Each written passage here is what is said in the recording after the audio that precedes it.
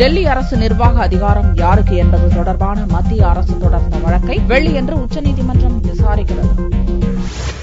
Delhi lieutenant அதிகாரம் தொடர்பாக மத்திய உள்துறை அமைச்சகம் சில நாட்களுக்கு முன் அறிவிக்கை வெளியிட்டது. அதில் முதல்வரை விட கவர்னருக்குத்தான் அதிக அதிகாரம் இருப்பதாக தெரிவிக்கப்பட்டிருந்தது. குறிப்பாக அரசு பணியாளர் நியமன விவகாரத்தில் டெல்லி அரசுடன் ஆலோசிக்க தேவையில்லை என்றும் கவர்னர் நேரடியாக பணி நியமனம் செய்யலாம் என்றும் அதில் தெரிவிக்கப்பட்டிருந்தது. இந்நிலையில் லஞ்ச ஒழிப்புத்துறையினரின் கைது நடவடிக்கைக்கு எதிராக போலீஸ்காரர் தொடர்ந்த வழக்கில் டெல்லி மாநில அரசு அதிகாரம் குறித்து கருத்துக்களை வெளியிட்டது. மத்திய உள்துறை அமைச்சகத்தின் அரசாணை சந்தேகத்துக்குரியதாக உள்ளது என்று கூறிய டெல்லி உயர்நீதிமன்றம் டெல்லி போலீசார் மற்றும் மத்திய மாநில அரசு அதிகாரிகள் மீதான புகார்களை விசாரிக்கும் அதிகாரம் டெல்லி லஞ்ச ஒழிப்பு போலீசாருக்கு உள்ளதாகவும் தீர்ப்பளித்தது. மேலும் டெல்லி லஞ்ச ஒழிப்புத்துறை மாநில முதல்வரின் உத்தரவுகளை பின்பற்ற வேண்டும் என்றும் உத்தரவிட்டிருந்தது. இதை எதிர்த்து மத்திய அரசு சார்பில் உச்சநீதிமன்றத்தில் மனு தாக்கல் செய்யப்பட்டது. இந்த மனு எஸ்.கே. சிக்ரி, யு லலித் தலைமையிலான விடுமுறை கால அமர்வு முன் விசாரணைக்கு வந்தது. அப்போது மத்திய அரசு சார்பில் ஆஜரான கூடுதல் சொலிசிட்டர் ஜெனரல் மணீந்தர் சிங் இந்த மனுவை அவசர மனுவாக ஏற்று விசாரிக்க வேண்டும் என்று வாதிட்டார். இதை ஏற்ற நீதிபதிகள் மனுவை வெள்ளிக்கிழமையன்று விசாரிப்பதாக அறிவித்தனர். ஐஏஎஸ் அதிகாரிகள் நியமனம், பணியிட மாற்றம் தொடர்பாக டெல்லி அரசுக்கும் லெப்டினன்ட் கவர்னருக்கும் இடையிலான மோதல் தற்போது உச்சநீதிமன்றத்துக்கு சென்றுள்ளது. இதற்கிடையே மே 21ஆம் தேதி மத்திய உள்துறை அமைச்சகம் வெளியிட்ட அறிவிக்கையை எதிர்த்து கெஜ்ரிவால் அரசு டெல்லி உயர்நீதிமன்றத்தில் வழக்கு தொடுத்துள்ளது. அந்த மனு மீதான விசாரணை வெள்ளியன்று விசாரணைக்கு வருகிறது.